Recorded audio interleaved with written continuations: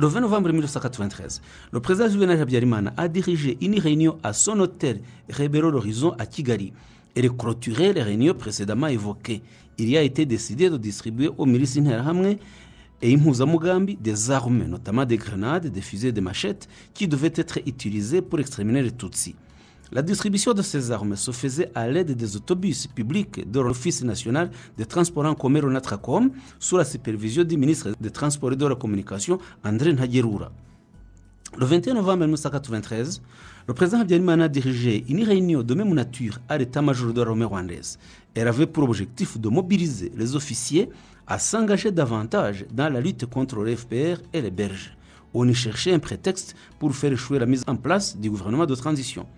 Au début de l'année 1994, les extrémistes qui préparaient le génocide se sont de nouveau rencontrés et ont peaufiné le plan de dissémination des armes au sein des Interahamwe en milieu rural. Ils ont publié un manuel de procédure intitulé « Organisation de l'autodéfense civile ». Ce manuel fait partie de nombreux documents saisis par les policiers et enquêteurs du tribunal pénal international pour le Rwanda dans les effets personnels de Jean Kambanda lors de son arrestation en 1997 à Nairobi. Il ne mentionne pas le nom de ses auteurs, ni même la date de sa publication, mais il a été confirmé ce document par Jean Kambanda lui-même dans son procès au TPIR qu'il s'agissait d'un document confidentiel. Les chercheurs qui ont analysé l'ont comparé avec d'autres écrits datant de la même époque et ont conclu qu'il avait été écrit entre mi-février et début mars 1994. Ce document renseigne sur les résolutions de cette réunion, à savoir doter la population de moyens de la résistance populaire sous la supervision de l'armée, en commençant par les régions frontalières de l'Ouganda. Les premiers à recevoir les armes étaient les policiers des communes, les réservistes, les politiciens convaincus de défendre les acquis de la démocratie et de la République, en d'autres termes, les adeptes du Hutu-Pawa. La mise en exécution de ce plan a été placée sous la responsabilité du ministre de l'Intérieur et sur celui de la Défense. Le premier ministre Agathuye Ngimana n'a pas été informé car les membres de cette réunion s'étaient rendus compte qu'elle n'adhérait pas à la mouvance Hutu-Pawa. Ce document révèle que 4 995 fusils et 499 500 cartouches étaient nécessaires pour chaque commune. Cet arsenal devait être appuyé par les armes traditionnelles, dont des flèches, des lances, des gourdets et autres. Le 7 janvier 1994, une réunion s'est tenue au siège du MRND, présidée par le président de ce parti, Mathieu Ngirumpatse, dans laquelle participaient le ministre de la Défense, Augustin Bizimana, le chef d'état-major des forces armées rwandaises, le général Deogratian Nsabimana, celui de la gendarmerie, le général Augustin Ndindirimana, et le président des milices du MRND, Robert Kajuga. Dans cette réunion de haut niveau, révélée par les services de renseignement belge, il a été décidé de contrecarrer les fouilles d'armes qu'envisageait la Minoire et de placer les armes dans notre cache. Une telle opération de cache d'armes destinée à commettre le génocide ne pouvait en aucun cas se faire sans la connaissance et l'aval du président de la République, Juvenal Habyarimana. La preuve en est que, le lendemain, 8 janvier 1994, l'armée rwandaise a procédé à la distribution d'armes aux miliciens Interahamwe dans les préfectures du Nord, Gisenyi et Ruhengeri. De même jour à Kigali, une manifestation violente des miliciens Interahamwe armés de grenades, entourés de paracommandos du camp Kanombe et de militaires de la garde présidentielle en civil, ont bloqué l'accès au Parlement où devait avoir lieu une tentative d'assermentation du gouvernement de transition. La gendarmerie rwandaise n'est guère intervenue, ni même la Minoire. Le 11 janvier 1994, le général Darer, commandant en chef de la Minoire, a prévenu par fax le général Maurice Baril, chef de la division militaire du département onusien des opérations de maintien de la paix, que la Minoire disposait d'informations précises sur les caches d'armes dans la capitale Kigali et les entraînements des milices ayant une capacité de tuer plus de 1000 personnes par jour. Ce texte fut également transmis aux ambassadeurs accrédités à Kigali. L'ONU refusera d'accorder l'autorisation de saisie de ces armes. Le 12 janvier 1994, le général Darer et Jacques-Roger Bobo, représentant spécial de l'ONU au Rwanda, informent les ambassadeurs de France, des États-Unis et de Belgique sur l'existence de ces armes et la volonté des milices de procéder au massacre. Darer et Bobo rencontrent le même jour le président Habyarimana pour lui demander de faire en sorte qu'il soit mis immédiatement fin à toute activité subversive de ce genre. Ils rencontrent le même jour les dirigeants du MRND, mais rien de concret ne fut fait par ces différentes autorités, à commencer par le chef de l'État en personne. À cette date, l'ambassadeur de France au Rwanda, Jean-Michel Marlot, a transmis au ministre des Affaires étrangères un télégramme relatif à la situation au Rwanda dans lequel il expliquait avoir reçu des informations sûres et secrètes provenant de bonnes sources et dont il détenait des preuves solides attestant la planification des massacres systématiques et généralisés dans le pays. L'ambassadeur Marlot a expliqué qu'il y aura d'abord des provocations visant les troupes d'IFPR postées à Kigali pour les inciter à réagir pour se défendre, après quoi le prétexte sera trouvé pour massacrer les Tutsis en commençant par ceux qui vivaient à Kigali. L'ambassadeur a ajouté que les militaires rwandais qui avaient préparé ce plan avait prévu de collaborer avec 1700 miliciens interahamwe postés à Kigali qui avaient reçu entraînement et armes pour tuer les Tutsis avec la capacité, nous l'avons dit, d'en tuer au moins 1000 personnes dès la première heure des massacres. Le 15 janvier 1994, les ambassadeurs de Belgique, de France et des États-Unis font une démarche commune auprès du président Habyarimana pour lui demander de faire cesser ses préparatifs, mais encore une fois, ces démarches ne sont guère suivies d'effets concrets. Le 16 janvier 1994, le MRND, avec les partis membres du Hutu-Pawa, MDR et PR, tient un important meeting au stade de Nyamirambo au cours duquel des armes sont distribuées. Le 19 janvier 1994, le Premier ministre Agathon Uwiringiyimana adresse une lettre au ministre du MRND accusant le ministre de la Défense Augustin Bizimana de distribuer des armes à la population et les enjoignant de les récupérer, mais toujours aucun effet. Le 17 février 1994, le président Habyarimana a dirigé une réunion des officiers supérieurs de la gendarmerie nationale commandée par le général Augustin Ndindirimana. Il les entretient, entre autres, sur le blocage en cours de la mise en place des institutions de transition à base élargie prévues par l'accord de paix d'Arusha et de la possibilité de reprise de la guerre. Habyarimana les alerta en ces termes, je cite: « Si le FPR commence la guerre, nous avons des projets de nous occuper de leurs complices. » Fin de citation. Dans ces propos, le génocide est annoncé en termes très clairs. Tuer les Tutsis était devenu une affaire d'État, ce qui permettait aux gendarmes, chargés normalement d'assurer la sécurité, de massacrer les Tutsis dès que les autorités leur ont donné l'ordre de commencer à refaire. En date du 18 février 1994, la Direction générale de la sécurité extérieure et des services de renseignement français a établi une note secrète faisant état de véritables massacres ethniques ayant coûté la vie à plus de 300 morts dénombrés dans les semaines précédentes, tués par l'armée rwandaise et les milices avec la participation ou l'encouragement des autorités locales.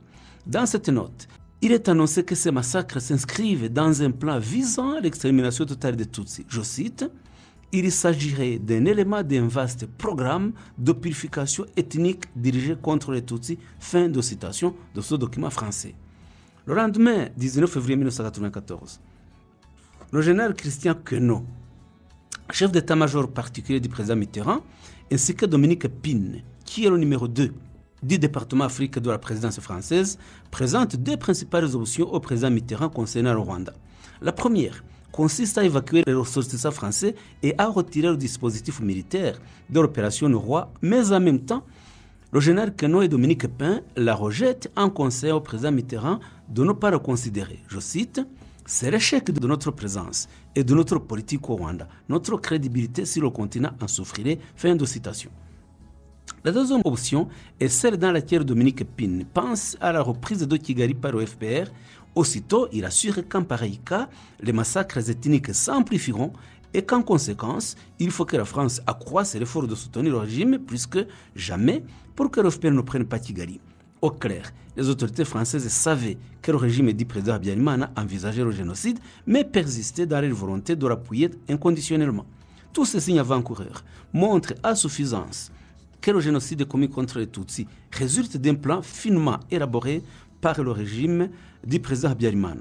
Le 20 février 1994, le chef d'état-major de l'armée rwandaise, le général Nsabimana Deogratias, a montré à son cousin Jean Berkimas Birara, qui fut gouverneur de la Banque nationale du Rwanda, une liste de 1500 Tutsis qui devaient être assassinés. Dans un journal belge daté du 24 mai 1994, Birara révèle avoir transmis cette information aux membres d'une délégation que l'Union européenne avait envoyée au Rwanda, ainsi que spécialement à l'ambassade de Belgique. De sa part, le rapport du Sénat belge de 1997 précise que celui qui était alors ambassadeur de Belgique au Rwanda, Johan Swinen, a confirmé cette information lors d'une audience devant le Sénat belge. Les rapports des ambassades étrangères en poste au Rwanda en 1994 indiquent la concordance de plusieurs éléments d'incitation directe au génocide. À titre d'exemple, un telex du 1er mars 1994, envoyé aux autorités belges par l'ambassadeur de Belgique au Rwanda, Johannes Swinen, dans lequel il indique que la RTRM diffusait, je cite, des déclarations inflammatoires appelant à la haine, voire même l'extermination de l'autre composante de la population. Fin de citation.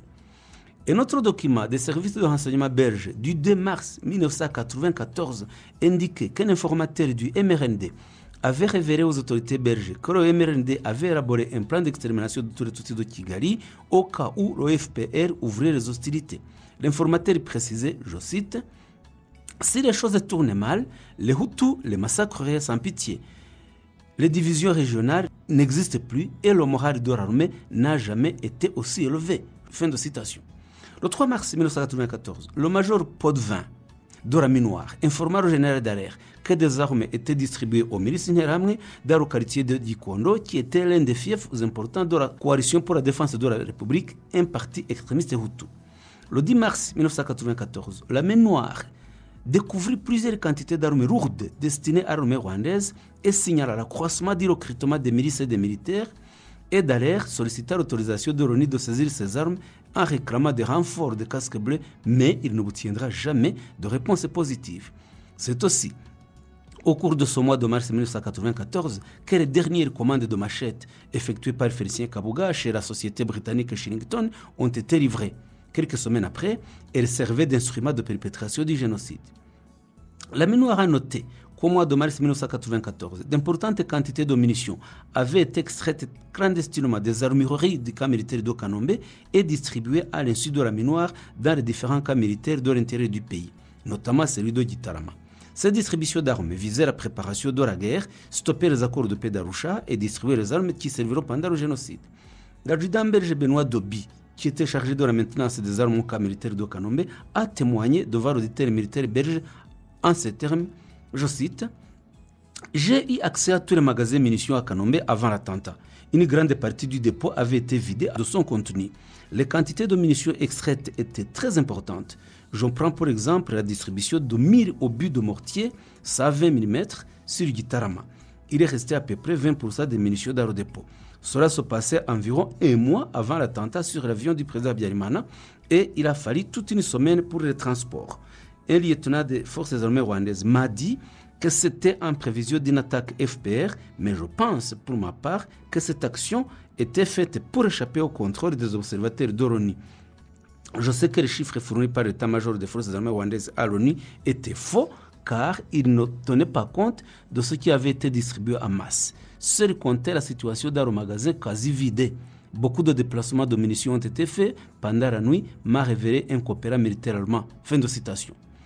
En effet, le fait de cacher des armes à la Minoire avait pour but d'empêcher celles-ci à en contrôler l'utilisation pour que l'armée rwandaise puisse les utiliser pour des massacres qui ne pouvaient pas être empêchés par la Minoire, dont le mandat demandait à celle-ci à se concentrer essentiellement sur la ville de Kigali. Le 29 mars 1994, les commandants militaires de l'armée rwandaise se sont de nouveau rencontrés et ont déterminé la stratégie de défense des quartiers de Kigali et la traque et la neutralisation d'infiltrés dans différents secteurs de la ville. Dans le rapport de cette réunion destiné au ministre de la Défense et au chef d'état-major de l'armée, il a été décidé que ces unités militaires et réservistes auront la responsabilité de dispenser les entraînements aux civils en étroite collaboration avec les autorités administratives. Le rapport notait que le ministre de l'Intérieur et celui de la Défense devaient rassembler rapidement les armes à distribuer aux civils qui exécuteront l'opération. Le commandant des armées de la ville de Kigali a porté à la connaissance des participants que dans la plupart des quartiers de la ville, la mise en place des groupes et d'exécution du plan avait été achevée, qu'ils attendaient seulement, dans les plus brefs délais, la distribution des armes et d'autres équipements. Cependant, ils ont évoqué au cours de cette réunion l'insuffisance des armes qui, de surcroît, nécessitait une formation des civils ainsi que les problèmes liés au maniement des armes traditionnelles. Il a alors été ordonné au commandant militaire de la ville de Kigali de dresser en urgence la liste des militaires qui n'étaient pas dans la caserne. Le préfet de la ville de Kigali, le colonel Tarcisse Renzaho, avait également reçu l'ordre d'en faire autant pour les réservistes et donner des informations sur les civils dignes de confiance. Le lendemain, Le préfet de Kigali a envoyé au chef d'état-major de l'armée une liste sur laquelle figuraient de nombreux noms de réservistes et de civils susceptibles d'être recrutés pour la mise en application de ce plan. La liste mentionnait le nom, la cellule, le secteur et la commune de résidence de chaque personne retenue. Le lieutenant-colonel Baudouin Jacques Albert, qui était coopérant technique belge au Rwanda en qualité de conseiller du général Gracien Kabirigi, G3 de l'état-major des forces armées rwandaises, a été entendu par l'auditorat militaire belge le 5 mai 1994 dans son enquête sur l'assassinat de 10 casques bleus belges, et il a révélé que le ministre rwandais de la Défense a publiquement annoncé qu'il y aura un génocide si jamais le Front patriotique rwandais n'arrêtait pas la guerre. Je cite le témoignage du colonel Baudouin. Un mois ou deux, dit-il, avant l'attentat, j'ai participé à une soirée chez le général Nsabimana avec l'ambassadeur de Belgique, le colonel Vincent, le colonel Marshall, le colonel Leroy, le président Habyarimana et Augustin Bizimana, le ministre de la Défense et encore quelques officiers rwandais. En fait, à cette occasion, il est apparu, ou plutôt cela a été réaffirmé, que les accords d'Arusha ne pouvaient être acceptés par les Rwandais. Le ministre Bizimana m'a dit, après quelques verres de champagne, qu'il était prêt à engager l'armée rwandaise si le FPR ne jouait pas le jeu. 10 jours avant l'attentat, le dernier vendredi de mars, le colonel Vincent, chef de la coopération militaire belge-Rwanda, a invité chez lui le général Nsabimana et le colonel Kabirigi. Et lors de cette réunion, ils ont encore clairement affirmé que les accords d'Arusha n'étaient pas possibles et qu'éventuellement, ils accepteraient des élections anticipées et que si on voulait absolument imposer le processus d'Arusha, il leur était possible d'éliminer le FPR et les Tutsis et que cela prendrait une quinzaine de jours au maximum. Il semblait sûr d'eux-mêmes. Fin de citation. La somme de tous ces faits démontre que le génocide perpétré contre les Tutsis entre avril et juillet 1994 a bel et bien débuté en 1990 sous la responsabilité directe du chef de l'État, Juvenal Habyarimana, et que ce génocide est procédé d'une organisation méthodique et méticuleuse, bien élaborée, sous l'autorité du général Habyarimana et qui atteignit son comble en 1994. La matérialité de ce plan a été confirmée par le Premier ministre Jean Kambanda au moment du génocide lorsqu'il a plaidé coupable devant le tribunal pénal international pour le Rwanda en avouant, je cite, « Il y a eu au Rwanda en 1994 une attaque généralisée et systématique dirigée contre la population civile Tutsi dans le dessein d'en exterminer les membres. » Fin de citation. Le président Juvenal Habyarimana, en poste entre le 5 juillet 1973 et le 6 avril 1994, quoique décédé le soir de ce 6 avril 1994 lors d'un attentat contre son avion exécuté par des extrémistes de son régime qui ont tiré sur son avion à partir du camp militaire d'Okanombe avant la mise en œuvre totale du plan génocidaire, en est le plus haut responsable en tant que supérieur hiérarchique tenant la plus haute autorité de l'État. Son successeur, Dr Théodore Sendikoubgabo, son mentor, Jean Kambanda, et plusieurs génocidaires, tel le colonel Bagosora, et bien d'autres assassins reconnus coupables par le tribunal pénal international pour le Rwanda et par d'autres juridictions, détiennent la responsabilité de la poursuite exécutoire du plan génocidaire préparé du vivant de Juvenal Habyarimana et pleinement mis en œuvre en accompagnant sa brutale disparition qu'ils ont programmée et exécutée. À l'approche de la 30e commémoration du génocide commis contre les Tutsis au Rwanda en 1994, souvenez-nous de ces victimes en continuant d'œuvrer pour que la devise du plus jamais ça ne soit plus un vœu pieux, mais une véritable réalité pour les générations futures du Rwanda et du monde.